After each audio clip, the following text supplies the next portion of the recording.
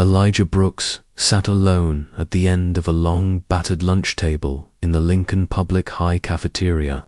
The noise around him, a constant roar of laughter, chatter, and slamming trays. His clothes, faded from too many washes, hung awkwardly on. His slender frame and his sneakers, at least 2 sizes too small, had long surrendered their original color.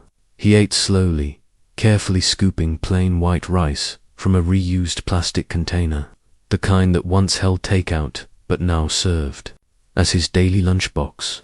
Around him, clusters of students gathered in lively groups, their laughter echoing off the cafeteria walls. But Elijah remained a quiet island, invisible to most, a target to some. Whispers and snickers occasionally drifted his way, comments about his shoes, his lunch, or the fact that no one ever sat with him. But Elijah never reacted. He'd learned long ago that silence was its own form of defense. That Monday morning, something changed. In his 3rd period English class, the teacher introduced a new student, Jordan Taylor. He was tall and thin, with a tired look in his eyes, wearing a simple hoodie and jeans that seemed a size too big. He didn't smile. He didn't make eye contact. When he walked in, the room barely shifted. The teacher directed him to the empty seat beside Elijah, who offered a small nod of acknowledgement. Jordan gave a slight one back, no words, just a quiet understanding shared between 2 kids used to being overlooked. At lunch, Elijah noticed Jordan wandering the cafeteria trailers, scanning the tables for a place to sit. Most students barely glanced at him before turning back to their conversations. Finally, Jordan slid onto the bench across from Elijah, his expression blank but his eyes darting toward the container of rice. Elijah didn't hesitate. He picked up his fork, pushed half of the rice into the lid, and slid it across the table. "You look hungrier than me," he said simply. Jordan blinked, taken aback. "Are you sure?" he asked, his voice low. Elijah just nodded. Yeah. They ate in silence after that, 2 quiet figures lost in the chaos of the lunchroom. No one watched. No one cheered. No one saw the moment for what it was. But in that small, unnoticed act, boy giving without asking, the other accepting, without Shammar seed was planted. It would take time to grow, to break the surface of everything Elijah thought he knew about his life, his future, and what truly mattered. But in that instant, though neither of them realized it yet, everything had already begun to change. Elijah Brooks carried the weight of the world in silence. At 17, he had already learned more about sacrifice and struggle than most adults ever would. He lived with his mother, Renee, in a cramped, run-down apartment on the edge of Houston's 3rd Ward. The wallpaper peeled in the corners. The heater hadn't worked in 2 winters, and some nights, the only light came from a flickering candle Elijah lit on the kitchen counter as he bent over his schoolwork. Renee worked 2 jobs, cleaning offices by day and waiting tables by night, yet the rent was always late, the fridge was often bare, and the sound of eviction notices being slipped under the door had become routine. Still, she smiled when she could, pressing a kiss to Elijah's forehead as she rushed out the door in the mornings, whispering, "One day, baby, just hold on." Elijah held on the best he could. His clothes were clean but threadbare, washed nightly and hung over the bathroom shower rod to dry. He rotated between 2 shirts and 1 pair of jeans, doing his best to keep them pressed and presentable. At Lincoln Public High, he kept his head down, his eyes forward. He wasn't part of any crowd, didn't speak unless spoken to, and kept his lunch routine as quiet as the rest of his life. Most students ignored him. A few mocked him. "You wearing that shirt again?" They'd jeer in the hallway, or they'd sneer at the contents of his lunch, pretending to gag as they passed his table. Elijah never rose to it, never gave them the satisfaction of reacting. He just smiled faintly, nodded when spoken to, and returned to his books. He was a quiet kind of smart, the kind that made teachers pause and wonder what he might becometh. Only the world gave him a chance. But even they, sympathetic as they were, didn't expect much. They saw the hunger behind his eyes, the exhaustion in his posture, and assumed, however kindly, that the odds would swallow him whole. But Elijah dreamed anyway. In his notebook, buried between geometry notes and vocabulary lists, were crude sketches of bridges and buildings, detailed blueprints with measurements and labels. "I want to build something that lasts," he had once told a teacher during a rare moment of openness. Not just buildings like real stuff, homes, schools, places that don't fall apart. It was a dream he carried quietly, like everything else. Then there was Jordan Taylor. He arrived without fanfare, a transfer student with no backstory. He wasn't on Instagram or Snapchat, didn't participate in class, and spoke only when necessary. He moved through the school like a shadow always present, but never really seen. But after that first shared lunch with Elijah, something shifted. Jordan started sitting with him every day, saying little but showing up without fail. At first, Elijah thought nothing of it. It was nice, honestly, to have someone there, not mocking, not judging, just ... there. They never talked about anything important. Sometimes they didn't talk at all, but Jordan would sit across from him, watching, listening, walking with him partway home after school, as though it was the most natural thing in the world. It felt like a small kindness, one Elijah didn't realize he needed. He didn't ask questions. Everyone had their reasons for being quiet, for keeping things close to the chest. Elijah respected that. After all, no one at school knew what his life looked like outside the classroom. No one knew about the cold nights or the missed meals, or how sometimes he had to choose between buying a notebook or catching the bus. So he didn't pry into Jordan's past. He just accepted his presence for what it was, a rare, quiet friendship. But there was something different about Jordan, something Elijah couldn't name. The way he watched people, the way he scanned the halls, like he was always measuring the room. He never flinched, never hesitated. He didn't laugh, didn't get startled, didn't seem fazed by anything or anyone. Elijah figured he was just another kid with a rough story who wasn't. What Elijah didn't know, what no one knew, was that Jordan wasn't just a quiet new kid. He wasn't just another face in the crowd. There were reasons he stayed off the grid, reasons he had shown up at Lincoln High with no history and no answers. Jordan Taylor had secrets, and the moment Elijah offered him half of his lunch, those secrets began to unfold, tethering their lives together in a way neither of them could yet understand. It happened without warning. One day, Jordan Taylor was sitting across from Elijah, in the cafeteria, silently chewing his half of the rice, nodding along as Elijah talked about bridge trusses and load-bearing beams. The next, he was gone. No message, no goodbye, just an empty seat and a strange stillness in the air. At first, Elijah thought maybe Jordan was sick or had transferred again. But as the days stretched into a week, confusion twisted into unease. Elijah started asking around, casual at first. Then, with growing urgency, anyone seen Jordan? Blank stares, shrugs. Who? Most didn't even recognize the name. A few vaguely recalled some quiet kid, but no one knew where he lived or what class he had after lunch. When Elijah approached the front office, hoping to get a number or an address, the secretary pulled up a confused frown. "There's no one named Jordan Taylor enrolled here," she said, tapping at her keyboard. "Are you sure you've got the name right?" Elijah felt his stomach drop. He checked the class roster in English. "No, Jordan," he asked his teacher, who furrowed her brow. "You sit alone in that class, Elijah." It was like Jordan had never existed. Elijah walked home in a daze, his mind spiraling. Had he imagined it? Was he that desperate for connection that he'd invented a friend? No, he remembered the rice, the silent walks, the way Jordan had nodded along when Elijah talked about engineering, never mocking him, never interrupting. It was real, it had to be. And yet, the more he tried to prove it, the more invisible Jordan became. The apartment grew colder that week. His mother barely had time to speak between shifts. At night, Elijah stared at the candles flicker, wondering if loneliness could play tricks on the brain. But he kept going. He had to.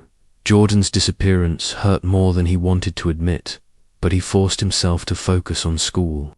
A flyer went up in the guidance office about a local engineering scholarship competition, chance for one student to win a paid summer internship and a college prep grant. Elijah's heart leapt. It was the kind of opportunity he'd only dreamed about.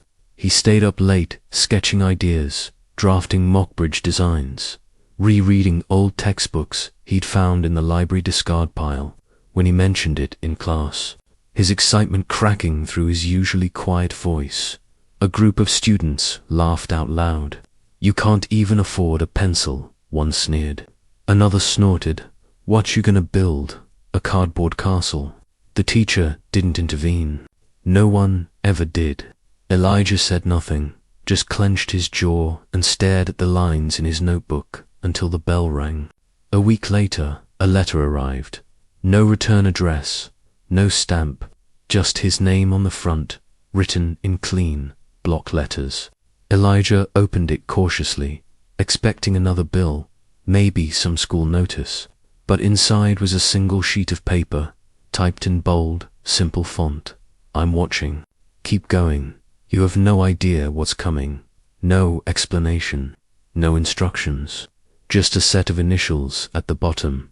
JT. Elijah stared at the note, his hands trembling slightly. His mind reeled. Jordan, it had to be. Somehow, somewhere, he was still out there watching. The relief came like a wave, followed by something stronger. Resolve. He folded the letter carefully and tucked it into the back of his notebook, behind the page with his bridge sketches. For the first time in weeks, he felt like he wasn't entirely alone. Whoever Jordan really was, wherever he had gone, he hadn't forgotten.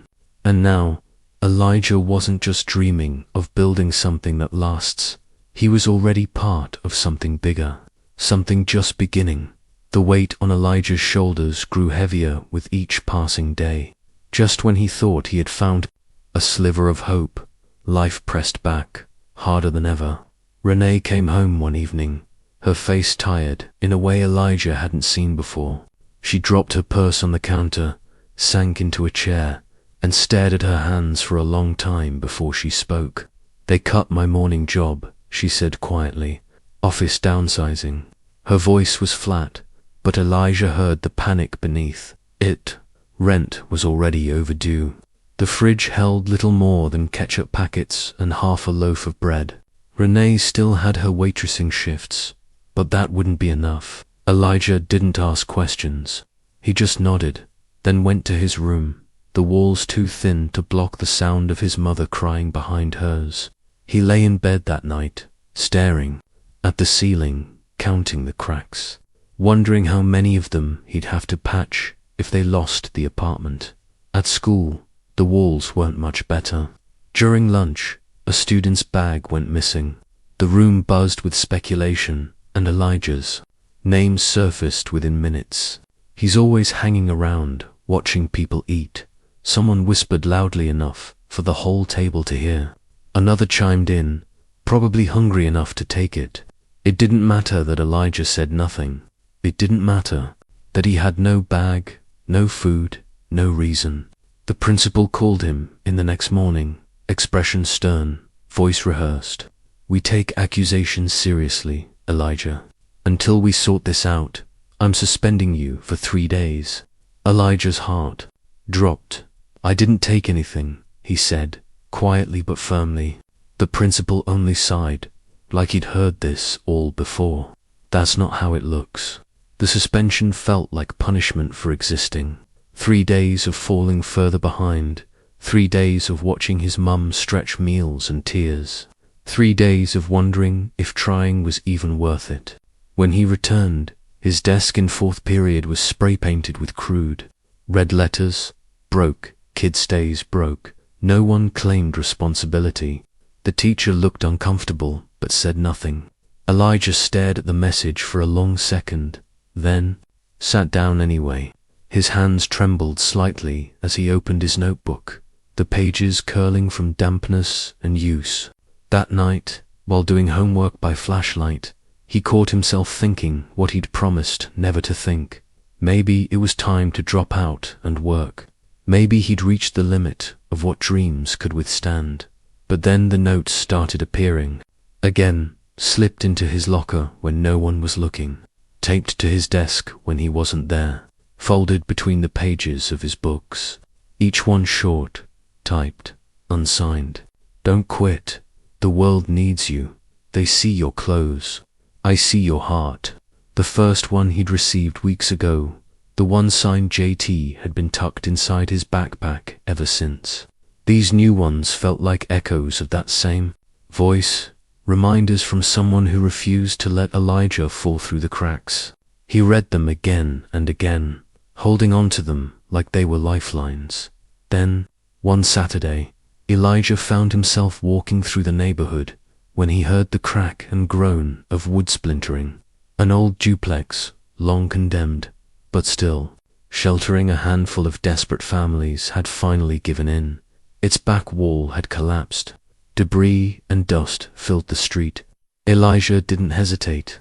He rushed in with others from the block, helping to pull out frightened residents, steadying beams, moving rubble, and calling for help. He worked until dusk, his clothes coated in dust, arms aching, lungs burning. A local reporter, covering the scene for a small community outlet, noticed him. "What's your name?" she asked, snapping a picture as he steadied a coughing child. "Elijah," he said, wiping his brow. "Elijah Brooks." The story ran the next day on a small news blog, just a few paragraphs beneath a grainy photo of Elijah lifting a beam with two others. It didn't go viral. It didn't make the papers, but someone saw it. That night, the apartment phone rang, a rarity in a home where even calls were luxuries. Elijah answered, cautious. The line crackled, the voice on the other end low and calm. "Expect a visitor tomorrow," it said. "Be ready." Then the call ended. No name, no explanation. Elijah stood there, the receiver still in his hand, staring at the wall like it might provide answers. He didn't know who the voice belonged to, or what tomorrow would bring, but something was coming. He could feel it.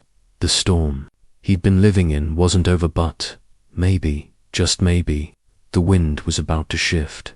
The next morning, just as the sun cracked over the edge of the city skyline and painted the worn bricks of Elijah's apartment in pale gold, a sleek black SUV rolled to a stop at the curb. It stood out like a visitor from another world, polished, silent, purposeful. Elijah watched from the window, uncertain, his breath catching as a tall, well-dressed man stepped out, suit crisp, eyes searching. A knock followed, sharp and confident. When Elijah opened the door, the man extended a hand. "Elijah Brooks. I'm Daniel Taylor." The name landed with a strange weight. "I'm Jordan's father." Before Elijah could respond, Daniel reached into his coat pocket and pulled out an envelope, thick and neatly sealed. "This is for you." Hands shaking slightly, Elijah opened it right there in the doorway. Inside were two documents. One, an official letter of acceptance from a top-tier university with a full-ride scholarship in civil engineering. The second, a job offer, part-time, flexible hours with Taylor & Co., one of the most respected architecture and development firms in the country. Elijah's eyes flicked over the words, unable to believe they were meant for him. I don't understand," he said quietly, voice cracking. Daniel nodded, his expression kind but serious. "Jordan was on assignment. Mine. He's not just a student, he's part of our family's foundation. I sent him undercover, so to speak, to see how our scholarships could be better targeted. I didn't want essays written by tutors or interviews, rehearsed by counselors. I wanted truth, grit, the kind of potential you don't see in paperwork. He paused, eyes locking with Elijah's. Jordan met a lot of students, observed dozens, but he rejected them all. Then, one day, he came to me and said, "There's this one kid who shared his food with me. He has nothing, but he gave me everything." Elijah felt the breath go out of him like someone had struck his chest. He was testing me. Daniel shook his head gently. No, he was meeting you. And what he found changed everything. He saw more than poverty, Elijah. He saw character, kindness, strength that doesn't show up on a resume. He gestured toward the envelope. "Jordan rewrote our selection criteria because of you. We no longer choose applicants based solely on grades or extracurriculars. We look for heart. You redefined what promise looks like." Elijah stood frozen. In the doorway, the morning light flooding in behind Daniel like a halo. His mind spun with the impossible truth. Jordan wasn't just some quiet, forgotten transfer student. He was the son of a powerful man, placed there with purpose. And somehow, Elijah had passed a test he never knew he was taking. Not with perfect answers, not with wealth, but with something far more valuable, a gesture as simple as sharing a meal. He left for private school. Daniel added gently, "But he never forgot you. He asked about you constantly, fought for you in board meetings full of people who'd never know what it's like to go hungry. He changed policy for you, because of you. The scholarship, the job offer, the mysterious notes, it all made sense now." Elijah clutched the envelope to his chest as his eyes filled with tears. Not because of the money or the escape from the cracked ceilings and cold winters, but because, for the first time in his life, someone had truly seen him. Past the worn clothes, past the empty lunch containers, and the silence he wrapped himself in, Jordan had seen his worth, and that changed everything. Elijah stepped back, motioning Daniel into the apartment. His voice broke as he spoke. "Please, come in." But what he really meant was, "Thank you. Thank you for proving I mattered." Months later, Elijah Brooks stood on the steps of a prestigious college campus, not as a visitor, not as a dreamer, but as a student, a young man whose story had traveled farther than he ever imagined. Gone were the nights of studying by candlelight, the cold floors of the old apartment, and the gnawing hunger that had once accompanied him to bed. But Elijah hadn't let comfort make him forget. Instead, it fueled him. Every lecture he sat through, every design he sketched, every late night in the engineering lab, he carried with him the memory of where he came from and the people still stuck there. He wasn't here just for himself. He was here to build something bigger. That fall, he returned to Lincoln Public High, walking through its familiar halls with a new sense of purpose. The cafeteria still smelled like stale pizza and cheap plastic trays, but this time, students noticed him. Teachers shook his hand. And when he stood in front of the freshman class, wearing a simple button-up shirt and calm confidence, a hush fell over the room. Elijah told them the truth about the hunger, the mockery, the nights he wanted to quit, but also about the moment. Someone saw him, really saw him, and how that changed everything. "Don't let your zip code decide your worth," he said. "You don't need much to make a difference. Sometimes, all it takes is sharing half your lunch." When he finished, the room erupted in applause. But more importantly, eyes that once stared at the floor were now lifted with hope. Elijah started a mentorship group for low-income students, guiding them through college applications, scholarships, and the silent battles they never talked about. He showed them it was possible, not easy, but possible. At a national youth conference later that year, he crossed paths with Jordan again, now attending a private university and wearing a suit that still somehow didn't outshine his humility. Jordan lit up the moment he saw Elijah. They embraced like brothers separated by fate, but reunited by something deeper. "I told my dad you were different," Jordan said. smiling wide. Elijah shook his head, voice thick with gratitude. You changed my life. But Jordan only grinned. Wider. No, you changed mine. Back home, things had changed too. Elijah helped his mother move into a clean, warm apartment in a safer part of the city, where the walls didn't groan with each passing season. He paid off debts she'd carried. In silence, and every Sunday, they still shared quiet dinners, laughing more now than they had in years. On weekends, Elijah volunteered at the food shelter they used to visit, this time not as someone in line, but as someone behind the counter, handing out hope where he once stood with empty hands. But Elijah's greatest work was still ahead. In his design studio, he began drafting prototypes for affordable housing sustainable, low-cost structures built with dignity in mind. Homes with solid roofs, clean water, and light-filled rooms. Not projects, not temporary fixes, but real homes. Because every kid, he told his professor during a presentation, deserves a roof that doesn't leak. He hadn't forgotten the pain. He never would. But instead of running from it, he built with it. He laid its lessons like bricks, sturdy and intentional, creating a foundation not just for himself, but for everyone still waiting to be seen. Elijah Brooks, once invisible, now stood tall not just as a builder of bridges and buildings, but as a builder of hope. Years later, Elijah Brooks sat on a weathered public bench, the late afternoon sun casting a golden hue over the neighborhood he once called home. In front of him stood one of his first completed construction projects, sleek, energy-efficient apartment complex designed for low-income families. Children played in a nearby courtyard, laughter echoing between buildings. That no longer leaked when it rained. The air smelled of fresh grass and possibility. As Elijah sipped his coffee, a small boy came running past, clutching a lunch container too big for his hands. He stumbled, tripping over a crack in the pavement, and his lunch scattered across the sidewalk. Sandwich, fruit, everything. Tears welled in the boy's eyes, and he froze. Without hesitation, Elijah stood, walked over, and knelt beside him. Don't worry, he said gently, handing the boy half of his own sandwich. You look hungrier than me. The boy blinked, then smiled a small, grateful smile and ran off with the food in hand.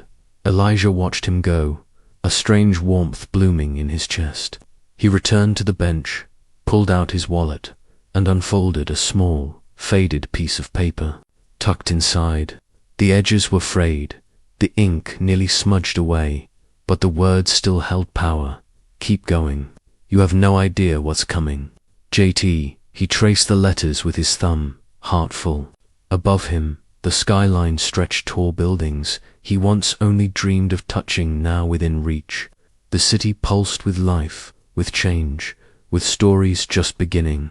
Elijah smiled not because he had made it, but because now he understood what it meant. He finally knew what to do with it. He would keep building, keep giving, keep seeing those the world refused to see. And as long as he could, he would never stop.